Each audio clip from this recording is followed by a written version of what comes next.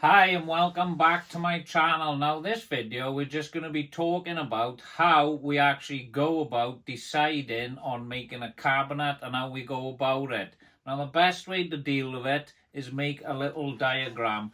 Now I'm doing a little dressing table in my bedroom, so I will draw each panel on my material, whatever, paper, you use whatever you want to use, alright? But I just do a little diagram of each piece I need to make whatever I'm making. Like this is going to be a dressing table, all right? So on that list then, I need to decide the dimensions of what I'm making, and I need to make a cutting list. Now, cutting list is number one, and you need to make a cutting list. Because if you're going to go about making anything, all right, and you haven't got a cutting list sorted out, you're going to start chopping stock up, cutting material up, doing whatever you're doing with that material, all right? And you're going to have off-cut. Now, you don't want off-cut, see, because you want to try and maximise the material you're using. So if you make a cutting list, you can decide then, like say you're cutting a metre off something, and it's a metre 500 long or whatever it is that 500 mil long piece going to be used in the part of your furniture you're making? So maybe you need to buy a 2 metre long piece. So you need to make a cutting list, and that's your number one priority on making a cabinet. This is the simple diagram that I had to make of every single panel needed for the job, and I just write a cut list down on a bit of scrap wood. Now you can make it look pretty on a piece of paper and write each separate piece on there and go from there. But I can work off this now because I've got a couple of front panels, a couple of sides, a couple of inside panels and a back panel. So I know exactly where I'm going with all of this, and this is all I had to do. I just write it on here. Number two, I would say, is check what stock is available. Say something's only sold in 1 metre lengths or something's sold in 2 metre lengths. You need to check what sizes you can buy and what's available, what widths they are and everything like that. So you can work out a cutting list then and work out what pieces you can get off that piece of stock material you buy. Excuse me. Now that's a big thing, because that's what's going to save you money in the long run, see? Even if you're making it for yourself or you're making it for a customer, you need to make sure you got these cut lists ready and you know what stock is available. They're the two most important things. Number three on the list, all right, is a biggie. How much material am I going to use for this job? Now you've got to think how much material you're actually going to use on the job, because this is the big thing that can get out of control, all right? You're going into the hundreds, into the thousands, whatever you're doing on making this piece. Now, if you're running your own business and doing it for a job and you're giving a price for a customer, you've included your material, whatever you're doing, all right, that can make you go bust. So you need to make sure you got your prices right. If you're working at home or if you're doing it for a customer, you got to make sure how much that material is. And that's another big one, all right? That is number three on the list. And number four, obviously, is the cost. You need to check. We just spoke about that, mine really, on this one. But it is the overall cost of everything. Have you thought of every single piece you're going to actually use? I've just got a door out now, all right? I made this ages ago. It's a couple of years old. This is going in my living room at some point when I get around to getting that part of the house done. But this door, right, is so many components, see, to make the door. So obviously to make this door, right, we've got two rails, we've got two stiles. So we need to take them into consideration. Can we cut two rails and two stiles off one piece? So that gives us two. So you need to think about all these things, all right? Then this door obviously takes 4 dominoes. I need to take them into account. And this door actually takes wood glue as well. So we've got to think of that, how much wood glue we're going to use.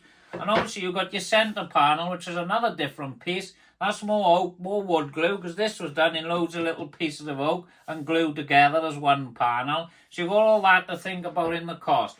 And then fitting the actual door to the unit you're making, then you've got to think of the hinges. You've got to add the price of the hinges into the job, into your job project, whatever you're doing in your house, all right? You need to add that cost into it. And then you've got the finish on the face, the oil, whatever oil you're using, whatever product you're putting on your final piece, you got that to take into consideration, all right? And to top it all off, you've got to think about, all right, which is number 5 now. I think we're on number 5, all right?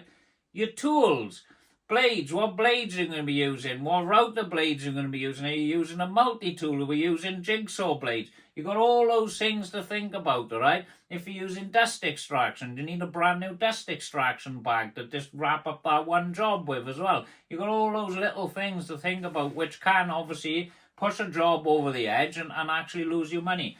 So this is why I'm mentioning this on just making something. Obviously, we've gone through everything with you. My most important one, mind I would say, is the cut list for me in anything, because you can start something off, you can start chopping away on something and you realise you need to buy more. If you just made the cut list in the first place, you know exactly what you need to complete that job then. So you know where you are and what you're doing. And you can write all the dimensions down as well. Maybe cut them slightly longer to make sure you've got adjustments and alterations to do on the job. I sometimes do that. Well, most of the time I do that. But those are the big things on obviously bringing everything together as one piece. So this is the final part of the video now. I've just got this piece out just to show you an example. Now, obviously, as you can see on this piece of oak I've got by here, look, we got, there's some bad knots, it's got a split, there's all sorts of bits. Now, if you're doing a job for a customer, they're not going to be happy with these pieces. If you're doing a job for yourself, I'd be happy with them. They don't bother me. But obviously, you've got to think about maximising your material, what bits you can use, what bits you can't use. So there's quite a lot of pieces in here I can't use for the job, but there's certainly other pieces that I can. So that's what you need to be doing. Well, obviously, when you're buying, you need to inspect everything you're buying. You know this anyway, but you want to try and get the best material you can so you're not losing money. Now, I just picked this one up. This is a spare. I've got all tidy stuff over there. But this, I can use little pieces out of this that I can use for my job as a backup. So this is a backup piece more than anything. It's not the best. It's a bit bold. I've got a bit of work to put this right. But that's what you need to be looking at when you're going about deciding on your cutting list and everything, what you're doing for the job. So I'm just showing you what's on this piece now. As we can see, we got all sorts of nonsense going on. There's loads of pieces we can't use, and obviously there's loads of pieces we can't use. Here's another example that you can be dealt with when buying online. Now, I bought this olive online. This is for a project in my bedroom, which will be shown on my YouTube channel at some point. But if you look at this, where is it? See, it is not flat. All of these are the same, alright?